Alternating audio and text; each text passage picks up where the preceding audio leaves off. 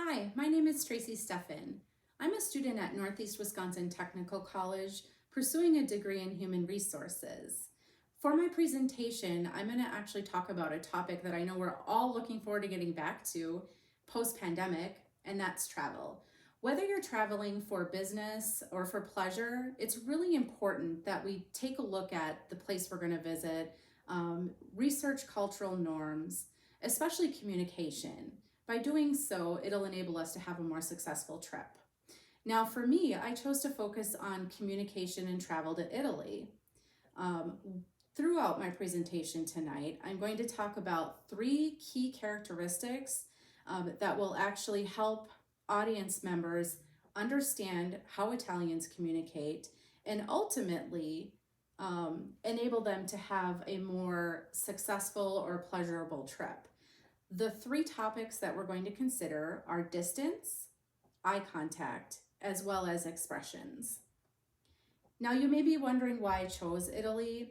Well, first and foremost, it's one of the top visited countries in the world. It ranks number 4 for individuals to travel to. So it's a very popular vacation destination spot. It's also home to about 62 million people. So chances are when you're visiting the country, you're probably going to run into a lot of locals. Also for me, I felt a personal connection to Italy because my grandparents are actually from that country. Now, I'd mentioned earlier that communication was really the key to a successful trip, whether that be for business or pleasure. So I'm going to go ahead and elaborate a little more on the three key points of my presentation this evening. The first being close distance. Now, in the United States, we all have a personal bubble or personal space that we talk about, and we tend to get uncomfortable and sometimes even upset when people invade that space or what we perceive to be our personal space. It is actually just the opposite in Italy. In Italy, if you're standing too far away from an individual, they actually consider that extremely disrespectful and unengaged. A good rule of thumb is the 3-foot rule. When speaking to somebody in Italy, you want to be within 3 feet of that individual. The other thing too that you may find interesting is how they greet people as well as say goodbye. They often use kisses and hugs as a standard greeting versus a handshake. And for some of us, that might be a little awkward.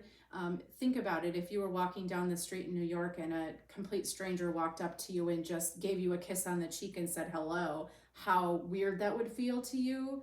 That's totally normal in Italy, so don't be surprised if visiting the country somebody doesn't greet you in that manner. Another real important characteristic of communication is actually eye contact. Now, Italians typically prefer face-to-face communication, face-to-face relationships.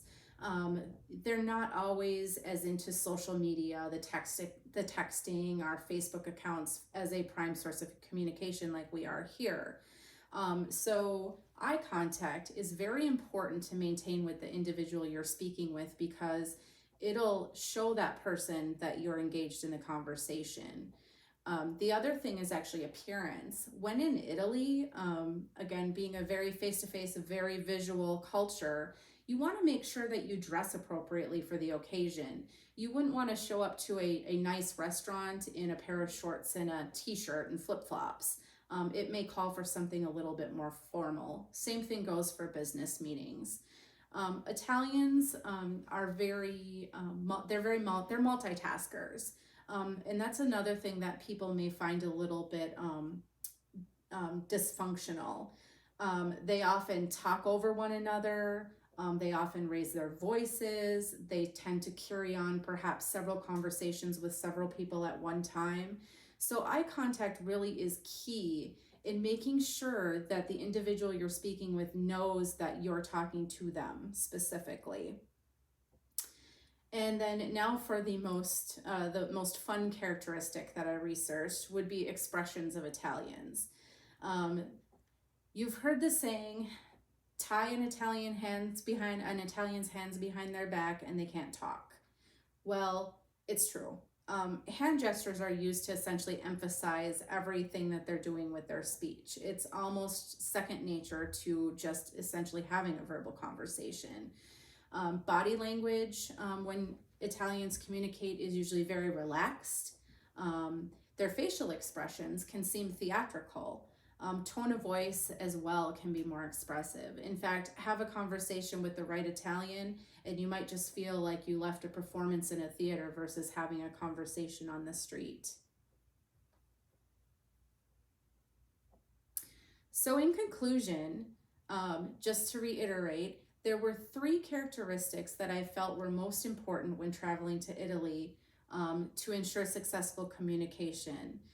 That would be to pay attention to the distance in which you're speaking to somebody, eye contact, as well as expressions. Italians have a different language, they have a different way of life, and their communication is different. When we visit a country like Italy, it's extremely important that we respect their culture.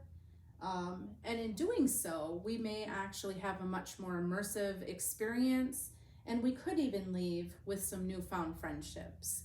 Thank you.